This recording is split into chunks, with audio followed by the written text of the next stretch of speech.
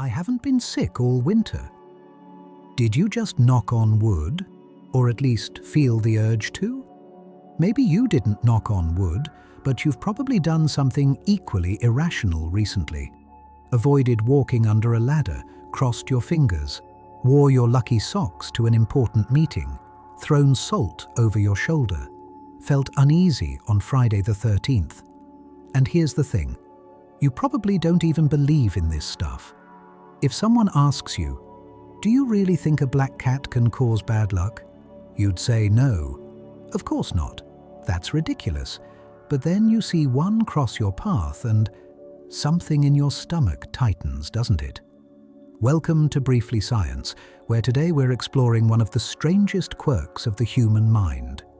We create connections that don't exist. We perform rituals we know are meaningless. We believe things we simultaneously don't believe. And it's not a bug in our programming. It's a feature. A survival strategy that's been keeping humans alive for hundreds of thousands of years. Let's talk about why your brain lies to you, and why that's actually pretty smart. The story starts in 1947 with a psychologist named B.F. Skinner and some very confused pigeons. Skinner put hungry pigeons in a box. Every 15 seconds, completely randomly, food appeared. The pigeons didn't need to do anything. The food just showed up. No button to press, no task to complete, pure chance. But here's what happened. One pigeon started turning in circles, another kept thrusting its head into the corner of the cage. A third bird developed this weird tossing motion, like it was trying to flip an invisible coin with its beak. Two others did this pendulum thing, swinging their heads side to side.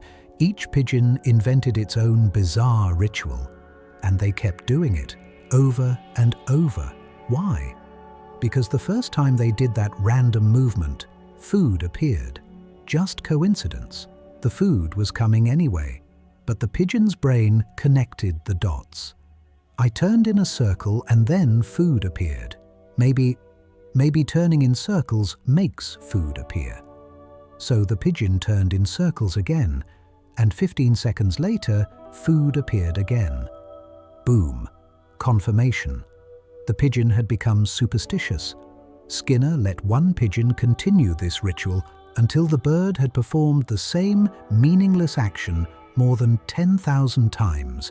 Even when the food stopped coming entirely, the pigeon kept turning, kept hoping, kept believing in a connection that never existed. Sound familiar? That athlete who eats the same meal before every game? The student who uses the same pen for every exam? The gambler who blows on the dice? Wade Boggs, the Hall of Fame baseball player who insisted on eating chicken before every game, taking batting practice at exactly 5:17 p.m. and running wind sprints at exactly 7:17 p.m. We are Skinner's pigeons, all of us. But why? Why do intelligent, educated, rational humans behave like confused birds in a box? Because your brain is a pattern detection machine, and it's very, very good at its job, maybe too good. Think about what your ancestors faced 100,000 years ago. You're walking through tall grass on the African savanna. You hear rustling. Your brain has two options. Option 1, assume it's nothing, just wind, keep walking. Option 2, assume it's a predator, run. If you choose option 1 and you're wrong, you're lunch. You don't get to pass on your genes. Your story ends. If you choose option 2 and you're wrong, you just wasted some energy running away from wind. Minor cost. You survive. You reproduce. Your cautious genes spread. This is what scientists call the type 1 versus type 2 error problem. A type 1 error is a false positive, seeing a pattern that isn't there, thinking the rustling is a predator when it's just wind. A type 2 error is a false negative, missing a pattern that is there, thinking the rustling is wind when it's actually a leopard. And here's the critical evolutionary insight. False positives keep you alive. False negatives get you eliminated. Your brain evolved to favor false positives. It's better to see 100 fake predators than to miss one real one. So your pattern detection system is set to maximum sensitivity. It connects dots even when there's no real connection. It sees faces in clouds, hears messages in white noise, finds meaning in randomness.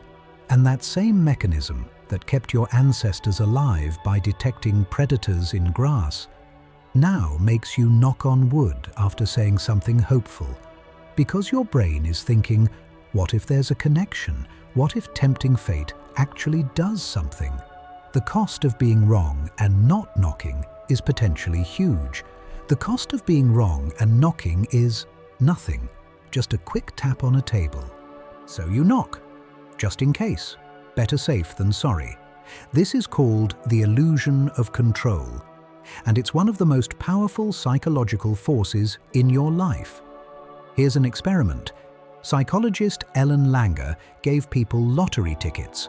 Half the people were randomly assigned their numbers. The other half got to choose their own numbers. Then she offered to buy the tickets back. Guess what happened? The people who'd chosen their own numbers wanted way more money for their tickets. Even though the lottery was pure chance. Even though choosing your numbers gives you exactly zero advantage. But it felt like they had control. And that feeling changed everything. When we feel out of control, when life feels unpredictable and chaotic, superstitions become comforting. They give us the illusion that we can influence outcomes. Studies show that people become more superstitious during stressful times. Students about to take an exam were more likely to knock on wood than students on a regular study day. One study gave people about to give a public speech either a regular pen or a lucky pen. The people with the lucky pen reported significantly less anxiety. Their performance improved. The pen wasn't actually lucky, but believing it was lucky reduced their stress, which improved their performance, which reinforced their belief. It's a self-fulfilling prophecy. The placebo effect for the mind. And this is why superstitions persist even in our modern scientific world. Because they work. Not the way we think they work, but they genuinely reduce anxiety, boost confidence, provide comfort. In one hospital's neonatal unit, researchers found that 40% of parents of sick children believed in protective amulets and the evil eye. Did the amulets do anything medically? No.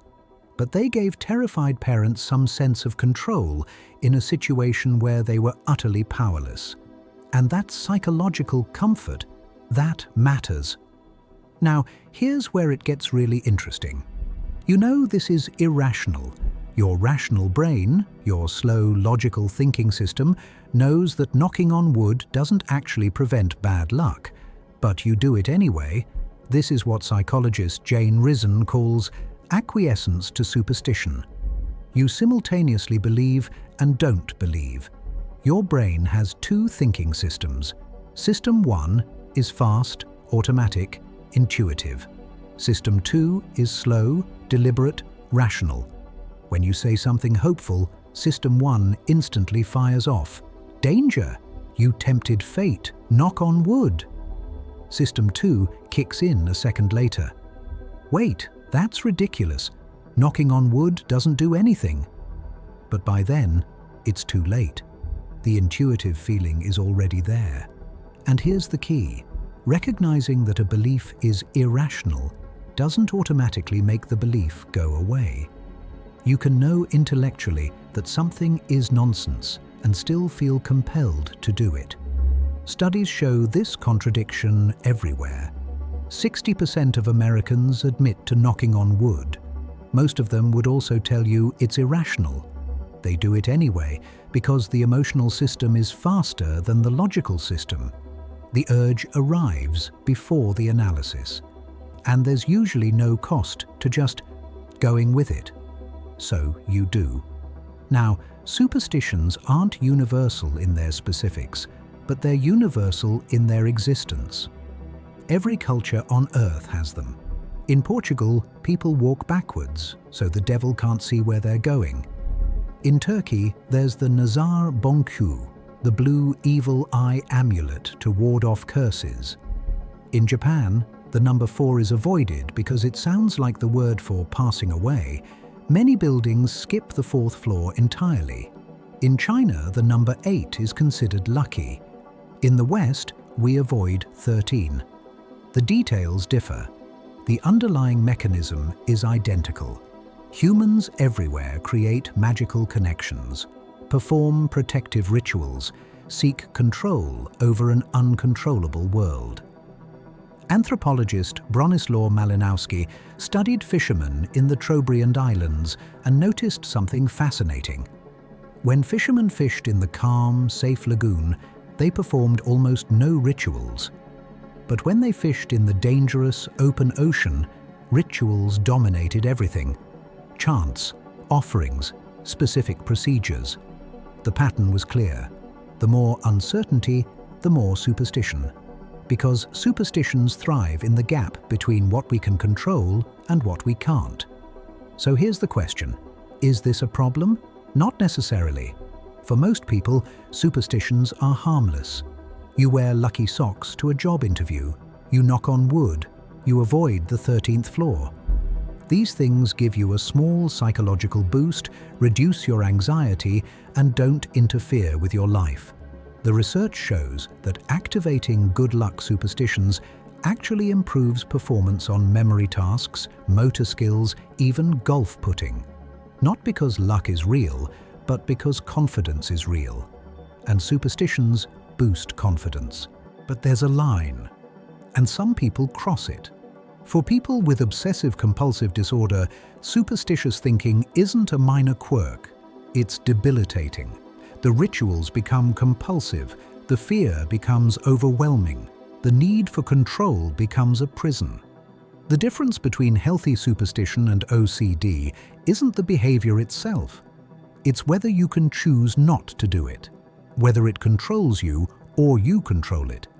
If you can shrug and say, "Hey, I didn't knock on wood and nothing bad happened," you're fine. If you lie awake worrying because you forgot to knock on wood, that's different. That's when you need help. There's also a darker side to superstitious thinking. When people make health decisions based on superstition instead of medicine. When they avoid medical treatment in favor of magical remedies. Your brain doesn't know the difference between "I should run from this rustling grass" and "I should distrust this vaccine." The mechanism is the same. The sensitivity is the same. The bias toward false positives is the same. So, what do you do with all this? First, understand that you're not weird or irrational for having superstitions. You're human. Your brain is doing exactly what evolution designed it to do. Maximize pattern detection, minimize missed threats, provide comfort in uncertainty. Second, recognize that the feeling of superstition and the truth of superstition are different things. Just because knocking on wood feels protective doesn't mean it is protective. Third, ask yourself, is this helping me or controlling me? If wearing lucky socks reduces your anxiety before a presentation, great. If you can't function without them, not great. Fourth, use your slow thinking system to override your fast thinking system when it matters. Your intuition will always fire first, but you can choose whether to listen to it. And maybe most importantly, be kind to yourself about this. Superstitions aren't a flaw. They're a remnant of a survival strategy that worked extraordinarily well for hundreds of thousands of years. Your ancestors who assumed every rustling was a predator, they survived. They became your ancestors. Your ancestors who assumed rustling was always just wind, they didn't make it. You're not descended from them. So you inherited a pattern-seeking, connection-making, control-seeking brain. A brain that sees danger in randomness, that finds meaning in chaos, that creates rituals to ward off uncertainty. And in a world where actual predators are rare, but uncertainty is everywhere, that brain still does what it was designed to do. It knocks on wood, just in case, because the cost of being wrong is low, and the feeling of control, even illusory control, is deeply, profoundly comforting.